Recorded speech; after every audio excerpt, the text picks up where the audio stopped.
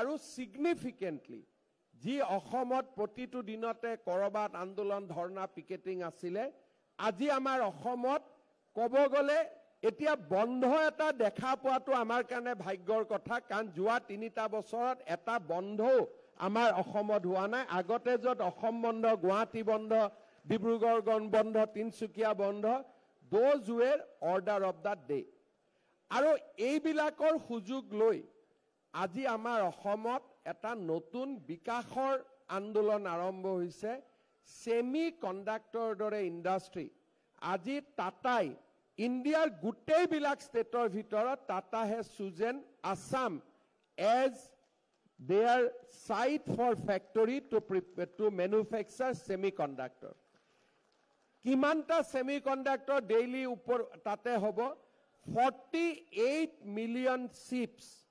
48 million chips will be produced in Jagirot from November আৰু আমেৰিকাত যিমান গাড়ী চলিব সব গাড়ীৰে chips made in Assam Jagirudor hobo. So this is a complete turn around aru ami yak aru besi deep aru besi tak ami manuhor majot loi jabo khujisu jate amar Assam খনে ভাৰতৰ ভিতৰতে এখন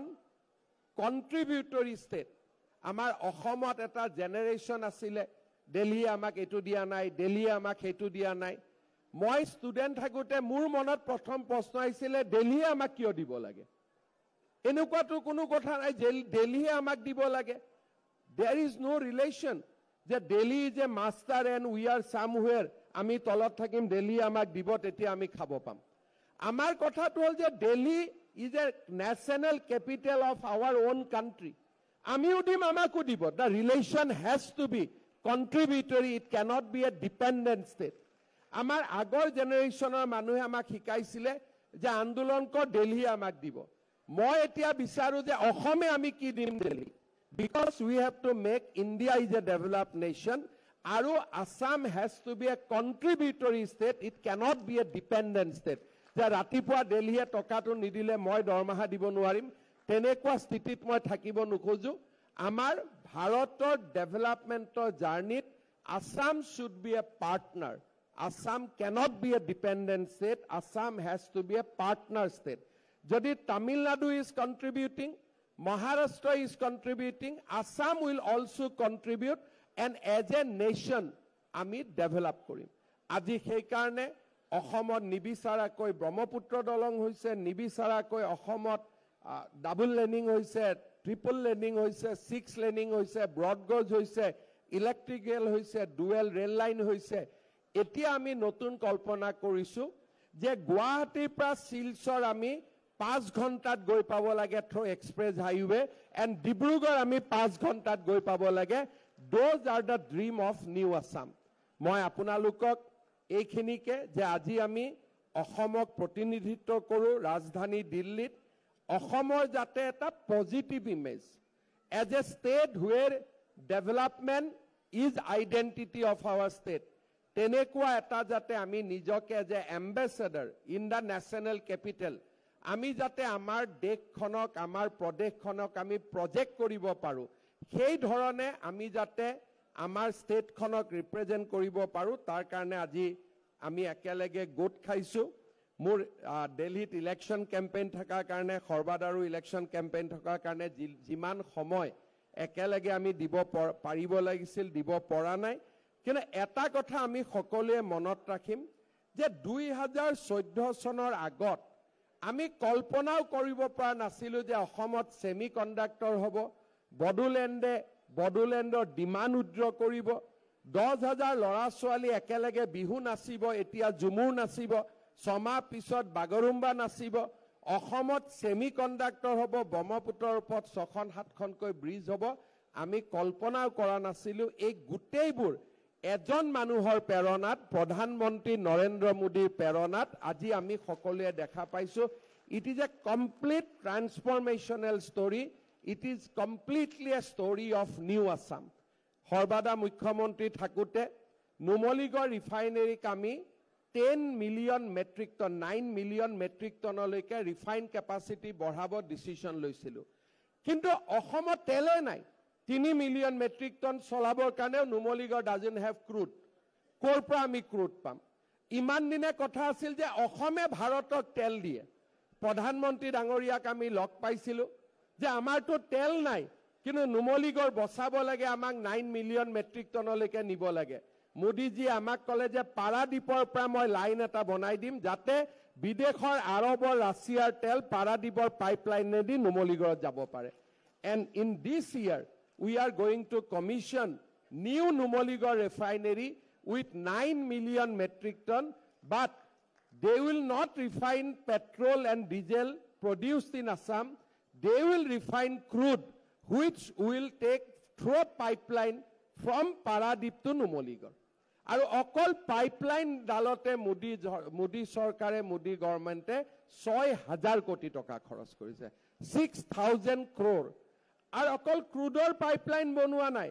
গেছৰো পাইপলাইন বনাইছে যাতে অসমত ঘৰে ঘৰে আমি সিটি গেছ দিব পাৰো আমাৰ গেছ নাই আমি আজি পাৰাদ্বীপৰ পৰা গেছ লাইন বহুৱাইছো আমি অসমত গেছ আমি দিয়া আৰম্ভ কৰিম বৰাক ভেলী অসম বা ব্ৰহ্মপুত্ৰ ভেলী সকলোতে এসময়ত অসমত আন্দোলন হৈছিল যে বাৰাউনীত আমি তেল নিদিও আজিতো তেল দিয়াৰ কথা বাদ দিম we are getting oil from sea অৰ্থাৎ ৰাছিয়া বা আৰবৰ পৰা সাগৰেদি জাহাজেদি তেল আহিব সেই তেল পাইপলাইনেদি আমি পাম্প কৰি পেলাই নুমলীগড় লৈ যাম আমাৰ যিসকলে অইল ইণ্ডিয়াত ইয়াত কাম কৰে বা যিসকলে আইঅ'চিত কাম কৰে দে নোজ মোৰ দেন মি মই যিমান এক্সপ্লেইন কৰিব পাৰিম তেওঁলোকে তাতকৈ বেছি এক্সপ্লেইন কৰিব পাৰিব now we are taking up যে বঙাইগাঁও ৰিফাইনেৰী এক্সপানশ্যন হ'ব লাগে 5 মিলিয়ন মেট্ৰিক টনলৈকে আকৌ মোদীজিকে কৈছো আৰু অলপ পাইপডাল ডাঙৰ কৰি দিয়ক যাতে আমি আৰু তেল আনি বঙাইগাঁৱত আমি ৰিফাইন কৰিব পাৰো সব প্ৰধানমন্ত্ৰী ডাঙৰীয়াই আমাক বহুত ডাঙৰ এটা পৰিৱৰ্তনৰ ফালে লৈ গ'ল 24 তাৰিখে প্ৰধানমন্ত্ৰী ডাঙৰীয়া গুৱাহাটীত আহিব 12000 ছোৱালী একেলগে জুমুৰ নাচিব because this is the 200 years of Assam's tea আৰু যিসকলে চাহ বনায় তেওঁলোকক ইগনোৰ কৰি আমিতো চাহৰ মনোপলি ললে নহব ultimately those people who produce tea for Assam and enhance the brand name of Assam so in order to celebrate their culture which is the part of composite Assamese culture আমি 24 তাৰিখে গধূলি 12000 ছোৱালীৰে আমি জুমুৰ নৃত্য প্ৰদৰ্শন কৰিম আৰু এই বছৰৰ এণ্ডত একে 12000 ছোৱালীৰে আমি বাগৰুম্বা প্ৰদৰ্শন কৰাম ইট ইজ এ আমি অসমক এটা সকলো জাতি জনগোষ্ঠীয়ে নিজৰ বুলি অনুভৱ কৰিব পৰা আমি এটা কম্পোজিট কালচাৰলৈকে ৰূপান্তৰ কৰিব খুজিছো আজি তেজপুৰত নতুনকৈ ৰাজভৱন ডিব্ৰুগড়ত বিধানসভা শিলচৰত সেক্ৰেটাৰিয়েট আমি এটা ফিল কৰাব খুজিছো মানুহক যে this Assam belongs to all of us কোনো এটা জাতি নহয় কোনো এটা সমাজৰ নহয় কোনো এখন চহৰৰ নহয় this Assam is belongs to us দিল্লীতো মই চেষ্টা কৰি আছো যে আমাৰ এটা কালচাৰেল কমপ্লেক্স এটা হ'ব লাগে নামঘৰ হ'ব লাগে আমাৰ এটা পৰিচয় পাব লাগে আপোনালোকে জানি ভাল পাব যে দিল্লীৰ দাৰিকাত আমি দিল্লীৰ চৰকাৰে লেফটেনেণ্ট গভৰ্ণৰ ডাঙৰীয়াই আমাক প্ৰায় 3 একৰৰ মাটি এডোখৰ দিছে কিন্তু তাত অলপ ৰেষ্ট্ৰিকশ্যন এইটোৱে আছে যে ভৱন বনাব পাৰি নামঘৰ বনাব নোৱাৰি কিন্তু আমি তাক বদলাই পেলাই যে ভৱনে নামঘৰে বা আন কালচাৰেল কৰিব পৰা গোটেইখিনি থাকক তাৰ কাৰণে পাৰমিশ্যন ল'বৰ কাৰণে মই ট্ৰাই কৰি আছো and I am sure it will happen নোহোৱাৰ কোনো কথা নাই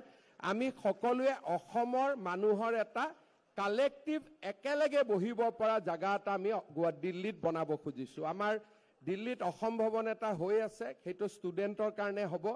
আমাৰ নতুন আসাম ভৱন বনি আছে খুব সোনকালে হৈ যাব আসাম হাউচ হ'ব বাট দ্য ফৰ্থ প্লেচ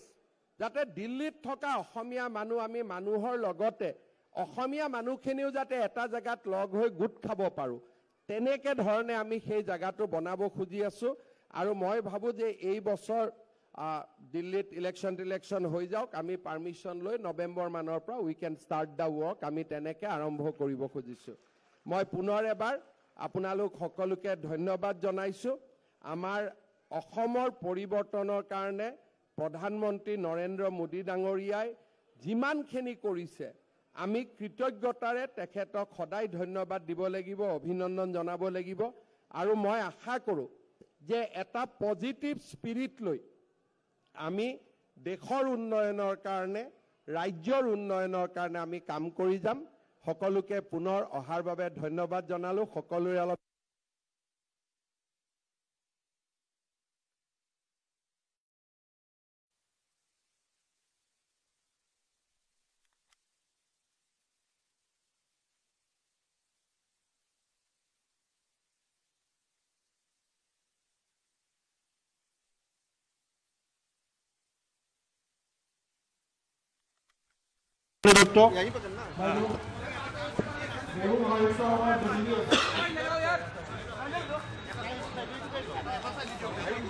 एक मिनट